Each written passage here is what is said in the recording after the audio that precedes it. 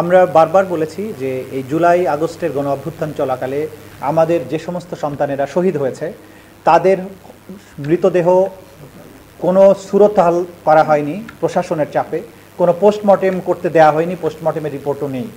Even যারা গুলিবিদ্ধ অবস্থায় হসপিটালে নেওয়া হয়েছে এবং তার মধ্যেই তারা শাহাদাত বরণ করেছেন তাদের ব্যাপারে বলা হয়েছে যে তাদের ডেথ সার্টিফিকেটে যে গুলিতে মারা গেছে এই কথাটাও লিখতে তারা অনেক সময় লিখেনি এবং তারা বাধ্য করেছে যাতে অন্য কোনো কারণ লেখা হয়। এই বিষয়টা আমরা আদালতে মেনশন করেছি এবং আদালত জানতে চেয়েছেন পোস্টমর্টেম রিপোর্ট তো ইম্পর্টেন্ট ডকুমেন্ট, কিন্তু আমরা বলেছি যে এখানে সার্কামস্ট্যান্স হচ্ছে মানবতা বিরোধী অপরাধ এই পর্যায়ের হয়েছে যে দ্রুত তাদেরকে লাশ দাফন করতে বাধ্য করা হয়েছে, চিকিৎসা নিতে বাধা দেওয়া হয়েছে।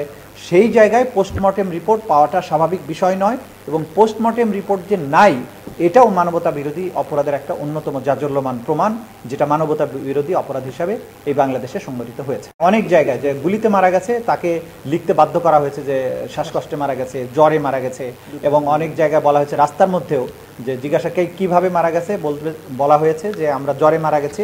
তারা যে আন্দোলনের শহীদ এই কথাটা বললে রাস্তায় রাস্তায় পুলিশ তাদের পরিবারবর্গের উপরে হামলা করেছে, আক্রমণ করেছে। এই কারণে এই যে টোটাল জিনিসটা সার্কামস্ট্যান্স এটাই প্রমাণ করে যে কতটা নিষ্ঠুরতার সাথে জুলাই আগস্টে এই হত্যাকাণ্ডগুলো পরিচালিত হয়েছিল। আমরা যখন পঙ্গু হসপিটাল অর্থাৎ নিটোর বলে সেই জায়গায় আমরা যখন পরিদর্শনে গিয়েছিলাম তখন সেখানে ভর্তি যে সমস্ত রোগীরা আহতরা ছিলেন তারা আমাদেরকে জানিয়েছেন শেখ হাসিনা প্রথম দিকেই পালিয়ে যাওয়ার আগে একবার হসপিটাল ভিজিটে গিয়েছিলেন এবং সেখানে গিয়ে বলেছেন নো ট্রিটমেন্ট নো রিলিজ, অর্থাৎ কোনো চিকিৎসা দেবেন না এবং কাউকে এখান থেকে রিলিজ করবেন না যাতে বাইরে যেতে না পারে।